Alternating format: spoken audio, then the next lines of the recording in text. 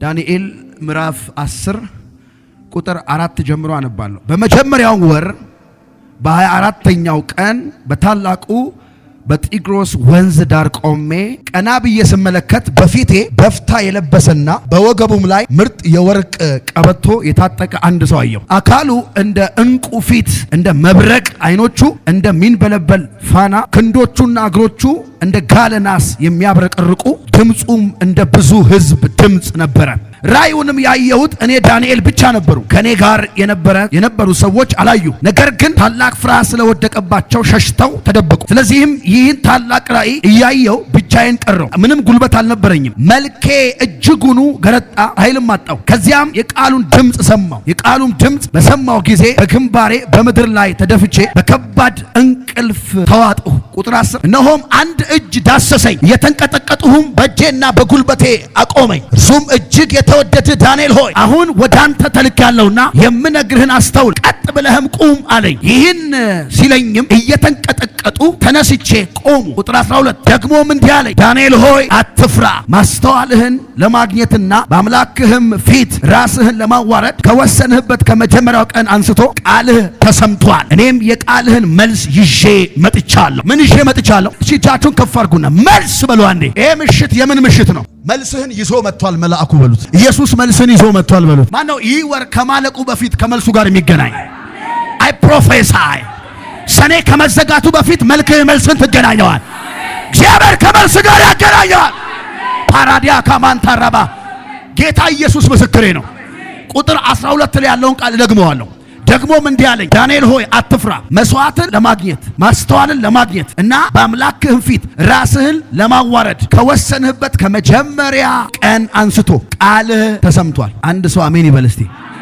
እኔም የቃልህን መልስ ይዤ መጥቻለሁ። ነገር ግን የፋርስ መንግስት አለቃ 21 ቀን ተቋቋመኝ። ከዋነኞቹ አለቆች አንዱ የሆነው ሚካኤል ሊረዳኝ መጣ። እኔም በዚያ ከፋርስ ንጉሥ ጋር ተውኩት። ራእዩ ሊፈጸም ገና ብዙ ዘመን የሚቀረው ወደፊት በሕዝብ ላይ የሚሆነውን በግልጽ አሁን ወዳንተ መጥቻለሁ። ኢየሱስ ክርስቶስ ጌታ ነው። አንድ ሰው እጁን ከፍ አድርጎ መልሴ መጣ ይበል። ይሄ ምሽት የመልሳችሁ ምሽት ነው። አባት ሆይ እናመሰግንሃለን። የዘገየ መልስ ዛሬ ይለቀቃል። የዘገየ የጸሎት መልስ ይለቀቃል። የዘገየ ምርኮ ይለቀቃል። የዘገየ ብለሲንጋችሁ ይለቀቃል። እግዚአብሔር በሚያውቀው ዛሬ እግዚአብሔር ይመልስላችኋል። አባት ሆይ አመሰግንሃለሁ። ቀንበር የተሰበረ ይሆን፣ የጨለማ ክንድ ይላላ፣ ርግማን ይሰበር። አየሩን ደመናውን በሙሉ አሳልፈ ስጠን።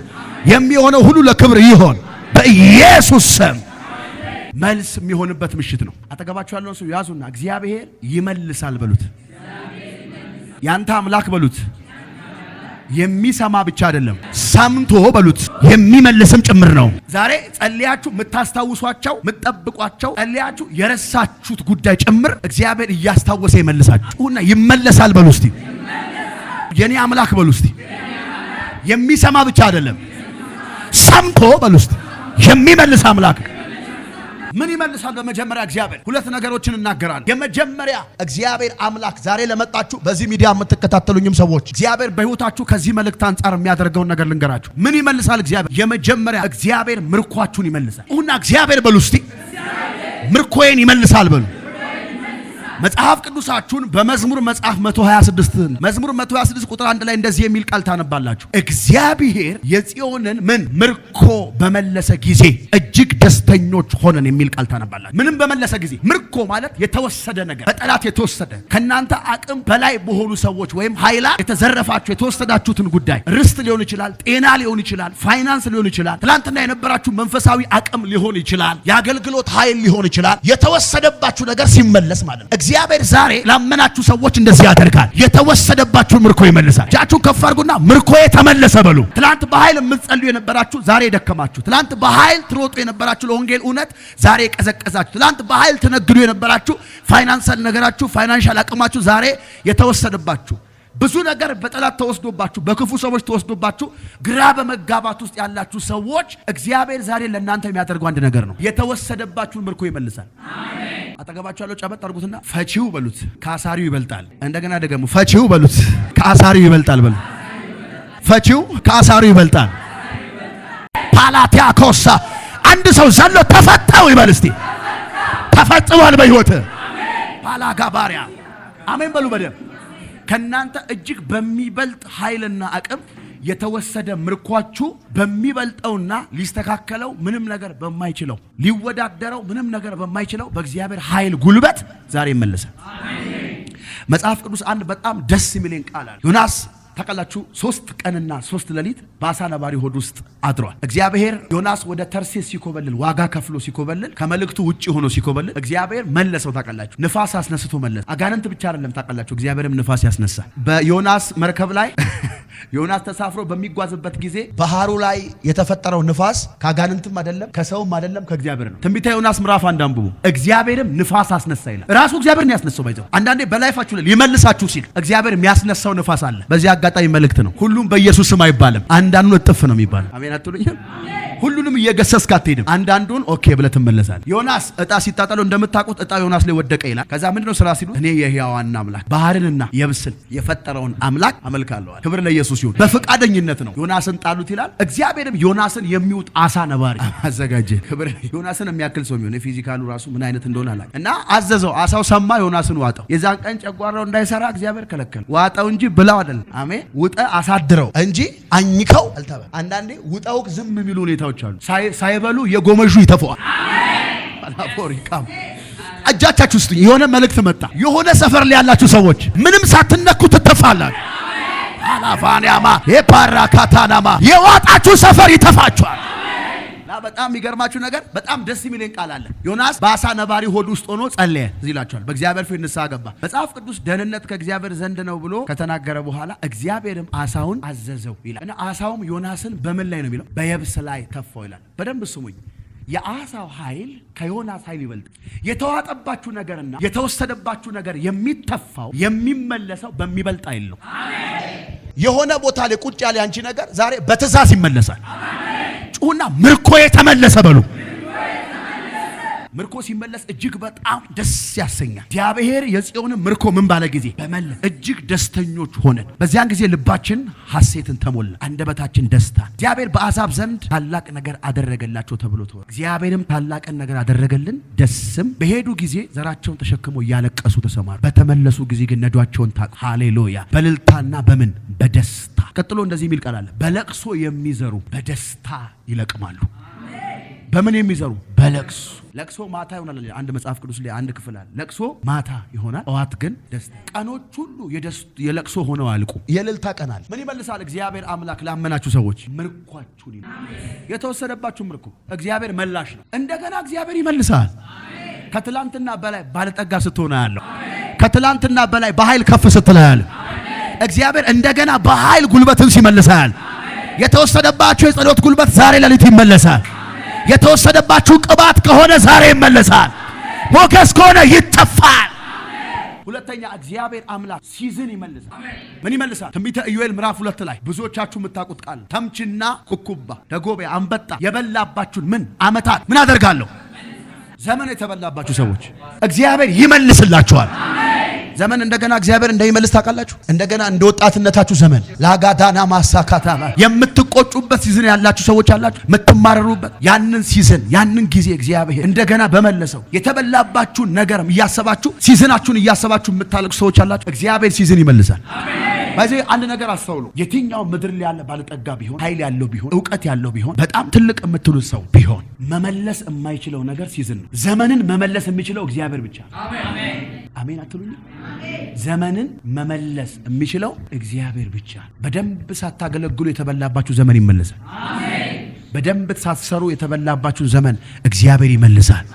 የምትቆጩበትን ዘመን ላጋዲያባንያማ ለብሬቬ ካቶሮቦ ሴብሬቬ በከንቱ አለፈብኝ የምትሉትን ጊዜ እግዚአብሔር ይመልሳል።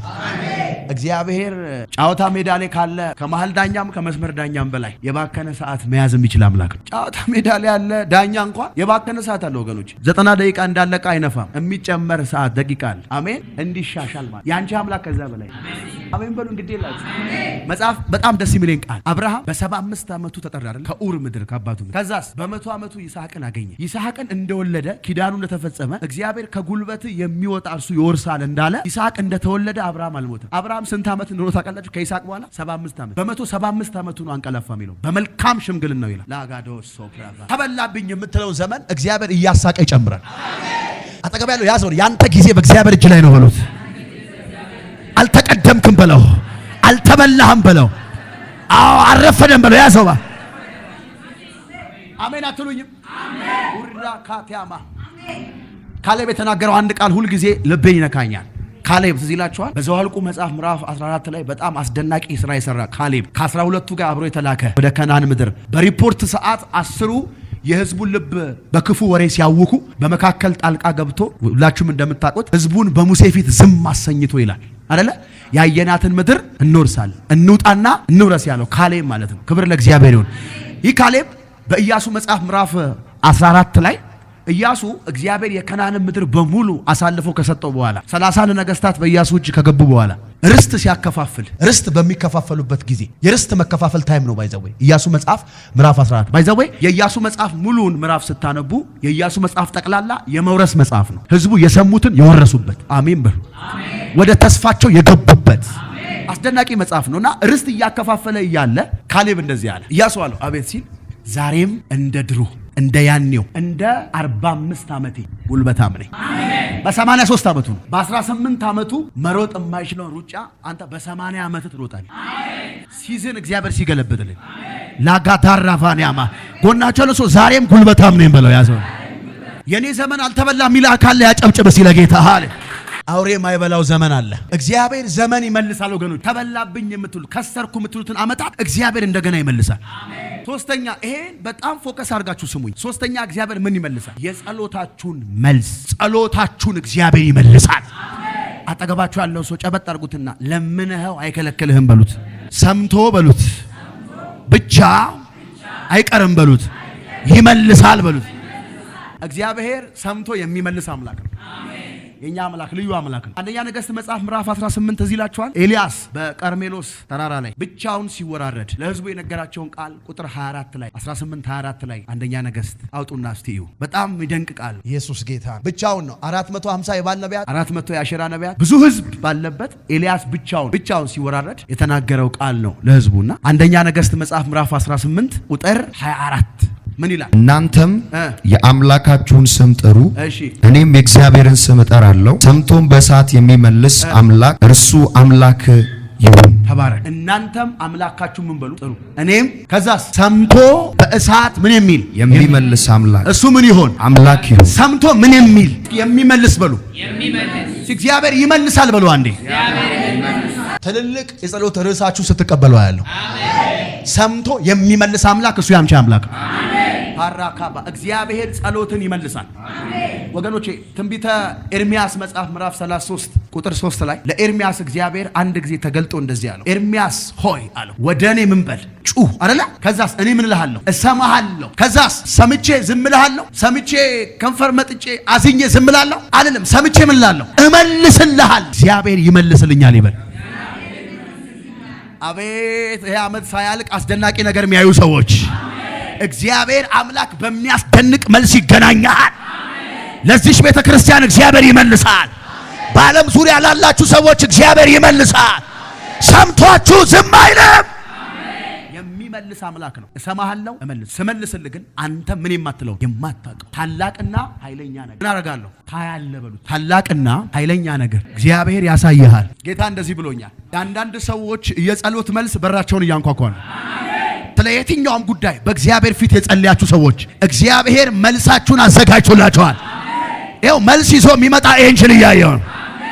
አሁን አስቀድመን ያነበብነው የመጽሐፍ ቅዱስ ክፍል የትንቢተ ዳንኤል መጽሐፍ ምዕራፍ 10 ጅም ቀናት የጸለየ 21 ቀናት እና ዳንኤል መልስ ሳይቀበል አልተነሳ። በእግዚአብሔር ፊት በጾምና በጸሎት ለ3 ሳምንታት ቆየ። እግዚአብሔር ያልመለሰለት መስሎት ዳንኤል ረጅም ጊዜ ቆየ። ከዛ በጣም የሚገርማችሁ ነገር በ21ኛው ቀን የሰው ልጅ የሚመስል መለኮት ተገለጠለት። ያ ማለት ክራይስት ነው። ባይዘው በትንቢተ ዳንኤል መጽሐፍ ምዕራፍ 10 ቁጥር 15 ላይ የምናየው የሰው ልጅ የተባለው ጌታችን ኢየሱስ ክርስቶስ እንደሆነ በተመሳሳይ መጽሐፍ ቅዱስ ክፍሎች ላይ ማየት ትችላላችሁ። ለምሳሌ በዚሁ አይነት ተመሳሳይ በሆነ መንገድ ለሁለት ሰዎች ተገልጧል አዲስ ኪዳን ላይ። የመጀመሪያው ሁላችሁም እንደምታውቁት የሐዋርያ ሥራ መጽሐፍ ምዕራፍ 9 ሁላችሁም እስኪ ያውጡ። ሐዋርያ ሥራ ምዕራፍ 9 ቁጥር 7 ላይ ለሐዋርያው ጳውሎስ ኢየሱስ ክርስቶስ ከሙታን ከተነሳ በኋላ ተገልጧል። የሰው ልጅ ለዳንኤል በተገለጠው መንገድ ነው። ይህን ራእይ ዳንኤል ሲያይ፣ ይህን መገለጥ ዳንኤል ሲመለከት አብረውት ከዳንኤል ጋር ያሉ ሰዎች አያውቁም ነበር ይላል። ዳንኤል ብቻ ነው ራእዩን ያስተዋለው። ልክ እንደዚሁ ሐዋርያ ጳውሎስም ወደ ደማስቆ ታውቃላችሁ፣ ደማስቆ መንገድ ላይ ሲገለጥለት የሰው ልጅ በብርሃን አብረውት ያሉ ሰዎች ድምጹን ነው የሰሙት እንጂ አላዩትም ይላል። አንብቡ ሐዋርያ ሥራ ምዕራፍ 9 ቁጥር 7 ላይ የተገናኘው እና በዚህ ጊዜ ከጳውሎስ ጋር አብረው ያሉ ሰዎች ነበሩ፣ ግን አላዩም። ራእዩን ያየው ጳውሎስ ብቻ ነው። እነሱ ድምጽ ብቻ ነው የሰሙት። አይኑን አሳወረ። ወደ ከተማ ሄድ፣ ታደርግ የሚገባህን ይነግሩሃል አለ። ክብር ለኢየሱስ ይሁን። እጁን እየመሩ ወደ ከተማ ወሰዱት ይላል። ቀጥሎ ያለውን ሐሳብ እናንተ ታውቃላችሁ። ሁለተኛው ሐዋርያው ዮሐንስ ነው፣ በፈጥሞ ደሴት። ዮሐንስ ራእይ ምዕራፍ 1 ቁጥር 13 እስከ 16 እስከ 17 የትንቢተ ዳንኤል ምዕራፍ 10 መገለጥና ዮሐንስ ራእይ ምዕራፍ 1 እንደገና የሐዋርያት ሥራ ምዕራፍ 9 ቁጥር 7 ጀምሮ ያለውን ሐሳብ ተመሳሳይ የሆኑ መገለጦች ናቸው። ቤታችሁ ገብታችሁ አጥኗቸው። ኢየሱስ ክርስቶስ የተገለጠበት መንገድ ነው ይሄ። ክብር ለእግዚአብሔር ይሁን። የሰው ልጅ አሜን፣ የሰው ልጅ መስሎ የተገለጠው በብሉይ ኪዳን የአዲስ ኪዳኑ ኢየሱስ በሰው ልጅ መልክ ለዳንኤል ተገለጠ። ክብር ለእግዚአብሔር ይሁን። ከ21 ቀን ጾም ጸሎት በኋላ የዳንኤል ጸሎት የተመለሰው በሰው ልጅ ነው። ይሄ የሰው ልጅ በሚመስል የተገለጠው የናዝሬቱ ኢየሱስ የእግዚአብሔር ልጅ ነው። ክብር ለእግዚአብሔር ይሁን። ተገለጠለት። ሲገለጥለት የተገለጠው መልስ ይዞ ነው። እግዚአብሔር ስም የተባረከ ይሁን። መልሴ በሉ ሲባካችሁ ዛሬ ወደ እጄ ይመጣል በሉ እና ይሄ መልስ በደንብ ስሙኝ። ይሄ መልስ ከ21 ቀን በኋላ የተመለሰ መልስ አይደለም። ዳንኤል ጸሎቱን ከጀመረ ዳንኤል መጸለይ ከጀመረ በመጀመሪያዎቹ በ2 ቀናት እግዚአብሔር የመለሰለት መልስ ነው። ነገር ግን መልሱ ዳንኤል ጋር አልገባም። ዳንኤል እጅ ላይ አልደረሰም። 21 ቀን ሙሉ የፋርስ መንግስት አለቃ አጋንንት ክፉ መንፈስ ማለት ነው አየር ላይ የዳንኤልን መልስ ይዞ አዘገየው ይላል። ተቋቋመኛል። ክብር ለኢየሱስ ይሁን። ከ21 ቀን ፋይት በኋላ የሚረዳ እጅ መጣ። ከአለቆቹ መካከል አንዱ ሚካኤል ይላል የመላእክት አለቃ ነው። ሊረዳኝ ወደ እኔ መጣ። ክብር ለኢየሱስ ይሁን። አየር ላይ መልስ ይዤ ሲመጣ የሚዋጋኝን ለሱ ትቼው ያንተን መልስ ይዤ መጣሁ አለ። ማራካታና ቫንያ ማካ እጆቻችሁ ከፍ አድርጉና በዚህ ወር በሉ እስቲ እግዚአብሔር አምላክ መልሴን በሉ እስቲ ወደ እጄ ያስገባል። በደንብ ስሙ። የብዙዎቻችሁ መልስ ኦልሬዲ ተለቋል። አየር ላይ ያለው ሰሞኑን እጃችሁ ላይ ይገባል። ዛሬ ጌታ እንደዚህ ብሎኛል፣ መልሳችሁ ተለቋል። መልሳችሁን ትቀበላላችሁ። ጎናችሁ ያለውን ሰው ጨበጥ አድርጉትና እግዚአብሔር ጸሎትህን መለሰ በሉት። አሜን አሜን አሜን አሜን። አንዳንድ ጊዜ በጣም ጸሎት ስለዘገየ እግዚአብሔር የማይመልስና የማይሰማን የሚመስልን ሰዎች አሉ። እግዚአብሔር የማንንም ጸሎት ይሰማል። አሜን በሉ እስቲ። ማንም በልጁ በኢየሱስ ክርስቶስ በማመን በእግዚአብሔር ፊት የጸለየውን ጸሎት እግዚአብሔር ይሰማል። ጸሎት ግን ቶሎ ላይመለስ ይችላል። የሚዘገይባቸው ምክንያቶች አሉ። የመጀመሪያው ጊዜያቸው ስላልሆነ ነው። አሜን። አንዳንድ መልስ የዘገየው እግዚአብሔር ስላልሰማችሁ ሳይሆን ጊዜው ስላልሆነ ነው። እናንተ ወደ መልሳችሁ እስክታድጉ ድረስ እግዚአብሔር የጸሎታችሁን መልስ አንዳንድ ጊዜ ይይዛል። አንዳንዱ ጸሎት ደግሞ የዘገየው በአጋንንት ነው። አጋንንት ይዞባችሁ ነው። አየር ላይ የዳንኤልን ጸሎት ያዘገየው አጋንንት ነው። ክፉ መንፈስ ነው። ክፉ መንፈስ መልሱን አዘገየ። ለ3 ሳምንታት ተቋቋመው። ኢየሱስ ጌታ ነው። መልሱ ወደ ዳንኤል ካልመጣው ይላል መንፈሱ ደግሞ አትመጣም ይላል። መልሱ ዳንኤል እጅ ላይ ካልገባው ይላል እግዚአብሔር የላከው መልስ አየር ላይ ያዘገየባችሁ መንፈስ ዛሬ ይወጋል። ላዶስ ከፕራቫኒያ ካለቆቹ አንዱ የእግዚአብሔርን ሕዝብ የሚያገለግሉ መላእክት ናቸው። ከመላእክት አለቆች አንዱ ይላል ማላቫኒያ ሊያግዘኝ ወደ እኔ መጣል። የሚዋጋውን የምድሪቱን ክፉ መንፈስ ተዋጋው ይላል። ለሱ ትቼው እኔ መጣዋል። ክብር ለኢየሱስ ይሁን። ቀኝ እጆቻችሁን ከፍ አድርጉና ዛሬ በሉ እስቲ እግዚአብሔር አምላክ ከመልሴ ጋር ያገናኘኛል በሉ። በደንብ ስሙኝ። እግዚአብሔር ይመልሳል። ያቤት በእግዚአብሔር ፊት ጸለየ።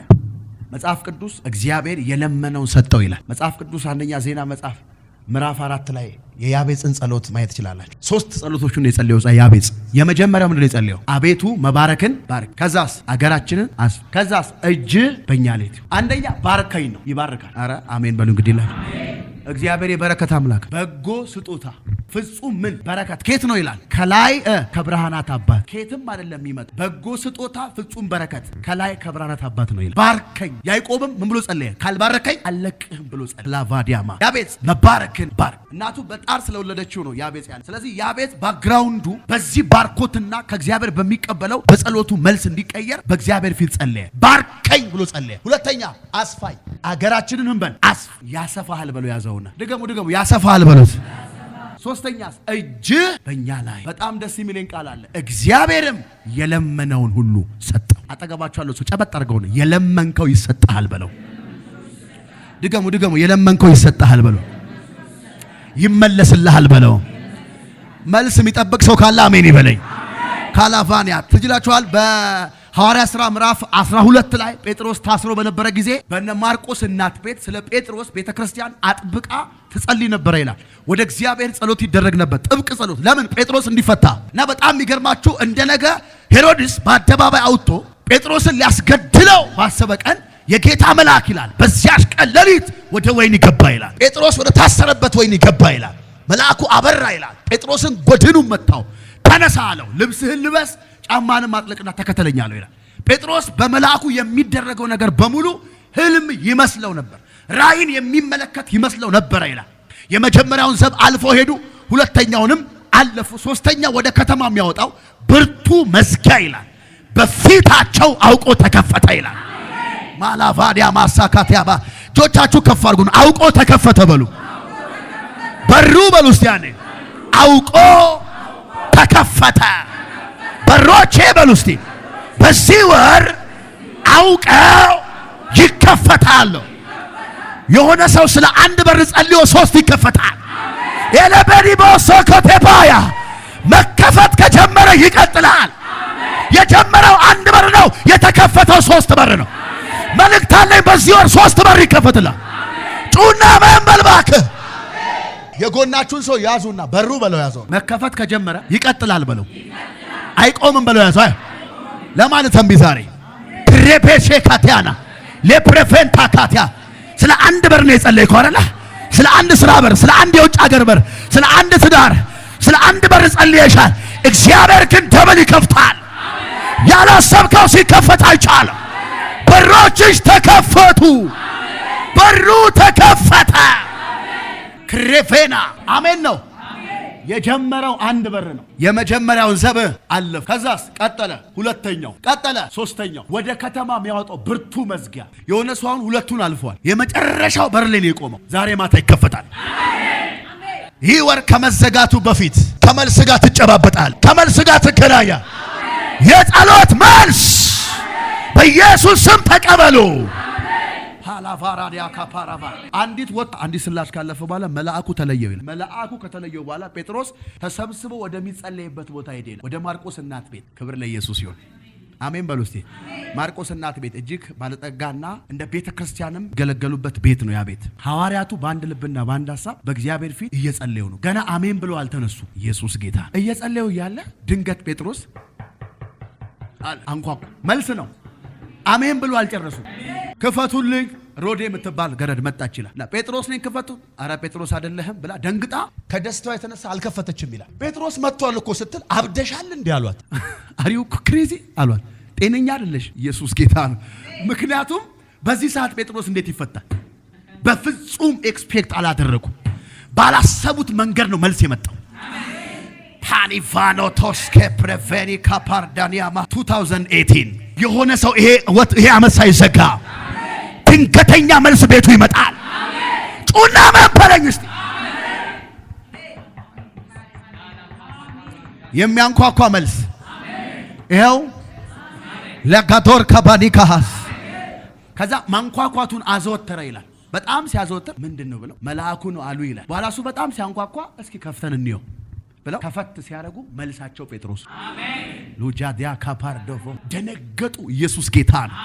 ኢልቬንቶር ደ ፓርካኒያ ማሳ የሆነ ሰው አሁን ከዚህ ፕሮግራም በኋላ ለካታራቫኒ ማሳ ገና ልሳን አውርተህ ሳትጨርስ እመን ግድ የለህም። ልሳን ተናግረህ ሳትጨርስ መልስ በቴክስት መልክ ይመጣል። ድንገት ስልክ ይደወልልሃል። ያቆመ የተባለ ጉዳይ ተቀየረ ይባል። የተዘጋው በር ተከፍቷል። ጩና ተመለሰልኝ በሉ እስቲ። ኧረ እግዚአብሔር ይመልሳል። እግዚአብሔር ጥሎሻል፣ ረስቶሻል፣ አይሰማሽም፣ አይመልስልሽም። የታለ አንቺ ጌታ ብሎ የሚያወራሽ ጠላት ውሸቱን ነው። እግዚአብሔር መልሳለሁ። አሜን። እግዚአብሔር መልሳለሁ። ጎናችሁ ያለው ሰው እግዚአብሔር ይመልሳል በሉት። ሶስት ነገሮችን እግዚአብሔር በሕይወታችሁ ያደርጋል። ሶስት ነገሮችን እግዚአብሔር ይመልሳል። ለእናንተ መልስ አድርጎ ይሰጣችኋል። የመጀመሪያ የተወሰደ ምርኳችሁን ይመልሳል። ሁለተኛ የተበላ ዘመናችሁን ይመልሳል። ሶስተኛ የጸሎታችሁን መልስ ይመልሳል። በእግዚአብሔር ፊት አልቅሳችሁ አታፍሩም። በእግዚአብሔር ፊት አንገት ደፍታችሁ አታፍሩም።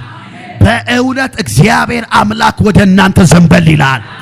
ዳዊት ቆይቼ እግዚአብሔርን ደጅ ጠናው አለ፣ እርሱም ዘንበል አለልኝ፣ ጩኸቴን ሰማ፣ እግሮቼን ከረግረግ ጭቃ ከጉድጓድ ውስጥ አወጣቸው አለ። ሃሌሉያ። በከፍታ በኮረብታ ላይ አቆማቸው አለ። አረማመዴን አጸና አለ። ለአምላካችን ለእግዚአብሔር ክብር አለ። አዲስን ዝማሬ ምስጋናን በአፌ ጨመረ አለ። በእውነት እግዚአብሔር አምላክ ያዘምርሻል። የዜማ ጊዜያችሁ ደረሰ። ያቺ በጨካኙ ዳኛ ፊት ሁልጊዜ የምትመጣ መበለት፣ እግዚአብሔርን በማይፈራ ሰውን በማፍር ጨካኝ ዳኛ ፊት የምትመጣ መበለት፣ አንድ ቀን ያ ጨካኝ ዳኛ ልቡ ተነክቶ እንደዚህ አለ፣ ምንም እንኳን እግዚአብሔርን ባልፈራ ሰውን ባላፍር ሁልጊዜ የመጣች ከምትጨቀጭቀኝ እፈርድላታለሁ። ጌታ ኢየሱስ እንደዚህ አለ፣ እንኪያስ እግዚአብሔር አለ ለሚታገሳቸውና ምርጦቹ። አንቺ ነሽ ለሚታገሳቸውና ምርጦቹ አይፈርድላቸውም። ምን እውነት እላችኋለሁ፣ ፈጥኖ ይፈርድላቸዋል። ፈጥኖ ይፈርዳል። ጩና ይፈርዳል በሉ። የተበደላችሁ እግዚአብሔር ይፈርዳል። ያለቀሳችሁ እግዚአብሔር ይፈርዳል። እንባን የሚያብስ እጅ ሰሞኑን ጠብቁ። ጌታ ምስክሬ፣ ቀና የሚያደርግ መልስ ሰሞኑን ጠብቁ። የተዘጋን በር የሚከፍት እጅ ሰሞኑን ጠብቁ። ህልም እየመሰላችሁ የሚያወጣ ደመና ሰሞኑን ጠብቁ። እግዚአብሔር ከመልሳችሁ ጋር አገናኛችኋል። ይመልሳል ስትሉ እልልታ፣ ጭብጨባ፣ ክብር ለጌታ።